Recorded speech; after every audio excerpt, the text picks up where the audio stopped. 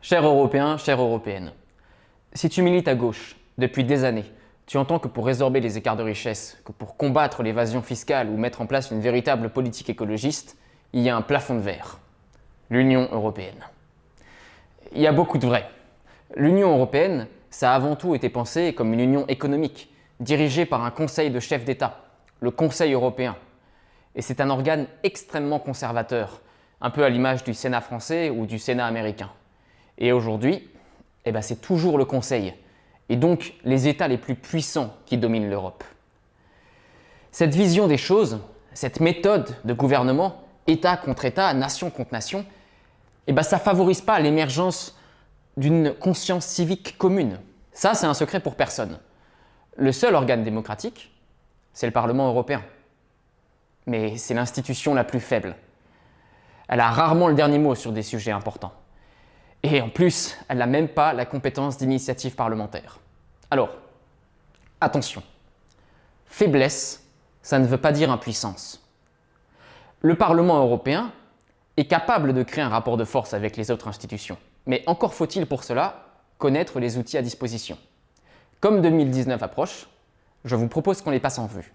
Mais avant toute chose, notez bien que pour pouvoir créer ce rapport de force, il importe de gagner les élections et d'envoyer un maximum de députés, qu'ils soient du plan Varoufakis ou du plan Mélenchon, au Parlement européen. En effet, depuis 1999, la droite a remporté les élections européennes sans discontinuité. Premier pouvoir important. Juste après les élections, le Parlement européen a autorité pour investir le pouvoir exécutif de l'Europe, donc la Commission et le président de la Commission européenne. Dans les faits, le Conseil, en général, impose ses candidats à sa Commission. Mais s'il se retrouvait face à un Parlement qui est prêt à s'insurger, il lui serait légalement impossible de passer outre. Et si par tout hasard le Conseil essayait de passer outre, le Parlement a le pouvoir de destituer la Commission européenne via une motion de censure. Deuxième pouvoir important, le pouvoir de blocage. Le Parlement européen a le pouvoir de bloquer des traités internationaux, comme le CETA ou le TAFTA. Il peut bloquer des textes de loi. Il peut aussi bloquer le budget européen si son montant ou son allocation ne lui conviennent pas. C'est un pouvoir qui est rarement utilisé, mais il y a des exemples qui existent. En janvier 2018, le Parlement européen a interdit la pêche électrique. En mars de la même année, le Parlement a bloqué la proposition de budget européen. Troisième pouvoir important, hélas, peu utilisé lui aussi. La saisie de la Cour de justice européenne. Si le Parlement européen estime qu'une institution ne respecte pas les traités ou met en danger l'intégrité de l'Union, comme ça a pu être le cas avec la Troïka ou avec l'Eurogroupe, le Parlement européen a le pouvoir de saisir la Cour de justice européenne qui a autorité sur toutes les autres institutions de l'Union et qui peut les forcer à changer leurs décisions.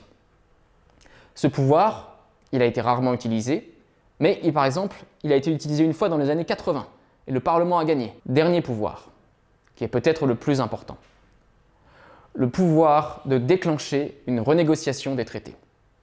Alors, cette renégociation du traité, elle est capitale, que ce soit dans la ligne Varoufakis ou dans la ligne Mélenchon.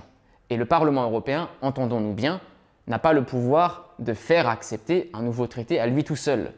Mais il peut imposer ce sujet dans le débat public, dans l'agenda du Conseil européen et dans celui de la Commission européenne. Il est très important de noter que tous les pouvoirs que j'ai cités sont des pouvoirs qui peuvent s'activer sans aucune modification des traités actuels.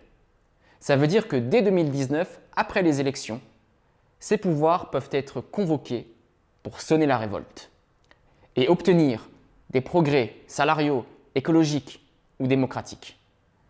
Parce que c'est ça ce qui est important au final. Améliorer nos vies, améliorer notre avenir et puis celui des générations futures. On nous dit depuis des années que le pouvoir est à Bruxelles. Donc ça veut dire que c'est là qu'il faut une révolution. C'est là qu'il faut s'emparer des leviers et des outils qui peuvent nous servir à négocier avec les gouvernements les plus conservateurs. Et si jamais un gouvernement plus progressiste est élu en Europe par la suite, ou des gouvernements, alors on peut éviter un Syriza 2. En 2019, tout va dépendre de notre capacité à sortir de la prison nationale, à tendre la main à nos alliés, qu'ils soient en dehors des frontières de nos États ou même à l'intérieur. Gagnons les élections. Et peut-être qu'on pourra faire changer des choses. En attendant, je vous invite à partager cette vidéo, à engager le débat et surtout à vous souvenir que l'horloge écologique tourne.